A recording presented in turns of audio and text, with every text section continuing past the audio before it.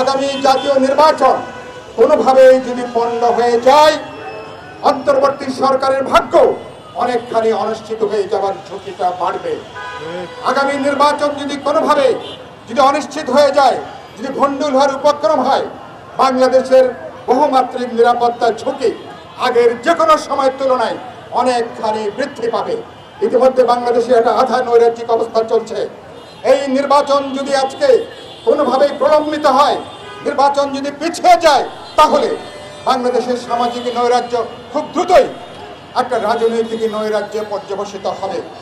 অভ্যুত্থানকারী দলগুলোর মধ্যে রাজনৈতিক প্রতিযোগিতা যদি উগ্র বল প্রয়োগের, রাস্তা দখলের প্রতিযোগিতায় পর্যবসিত হয়, পতিত ফ্যাসিবাদী শক্তি এই সুযোগ অনেকে গ্রহণ করবার জন্য তৈরি আছে।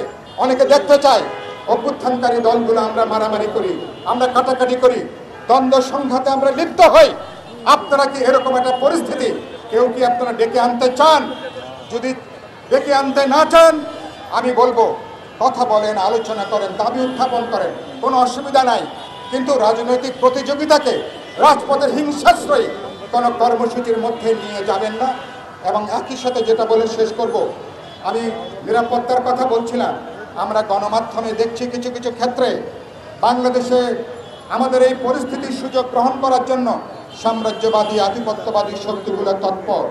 মার্কিন সেনাবাহিনীর সদস্যদের সাথে বাংলাদেশের একটা যৌথ মহড়া নাকি চলছে, কিছু কিছু শেষ হয়েছে, এবং মার্কিন সশস্ত্র বাহিনীর সদস্যরা আসছেন কোনো ভিসা ছাড়া, এবং তাদের এখানকার কোথাও কোনো কক্সবাজারে যান, কোথাও তারা কোথায় আছেন, কি অবস্থায় আছেন, দেশবাসী সেটা জানার সুযোগ পায় নাই।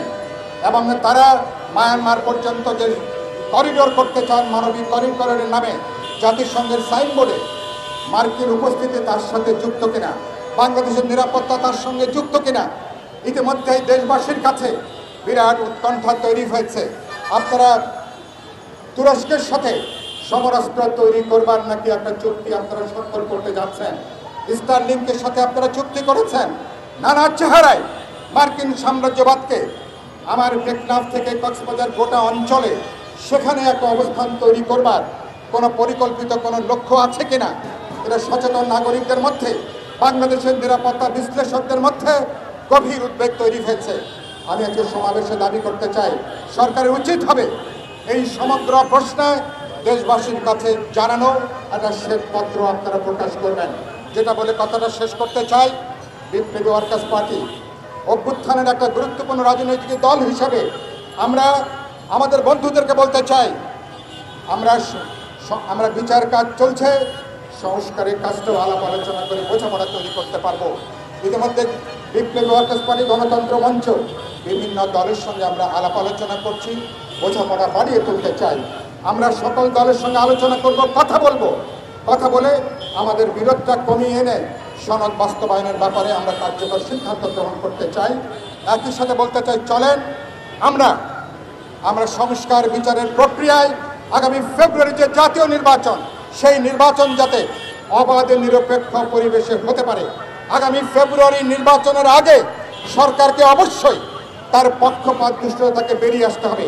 নির্বাচন কমিশনকে অবশ্যই তার কার্যকারিতা প্রমাণ করতে হবে। সরকার এবং নির্বাচন কমিশনকে প্রমাণ করতে হবে এটা অবাধ নিরপেক্ষ বিশ্বাসযোগ্য নির্বাচনের ক্ষমতা তারা রাখে। বাস্তবে নির্বাচন একটা যৌথ অর্কেস্ট্রার মতন, সরকার, রাজনৈতিক দল, নির্বাচন কমিশন এবং ভোটারেরা সবার একটা সম্মিলিত উদ্যোগের মধ্য দিয়ে আগামী ফেব্রুয়ারি মাসে জনগণ তার প্রতিনিধি নির্বাচন করবে। বাংলাদেশ গণতন্ত্রের পথে হাঁটবে, গণতান্ত্রিক অভিযাত্রার পথে হাঁটবে। বিপ্লবী ওয়ার্কার্স পার্টি আপনাদেরকে সাথে নিয়ে আমরা এই গণতান্ত্রিক অভিযাত্রাকে সম্পন্ন করব, তাকে সফল করব, অভ্যুত্থানের অর্জনকে রক্ষা করব, বাংলাদেশকে রক্ষা করব, বাংলাদেশের সার্বভৌমত্বকে আমরা রক্ষা করব।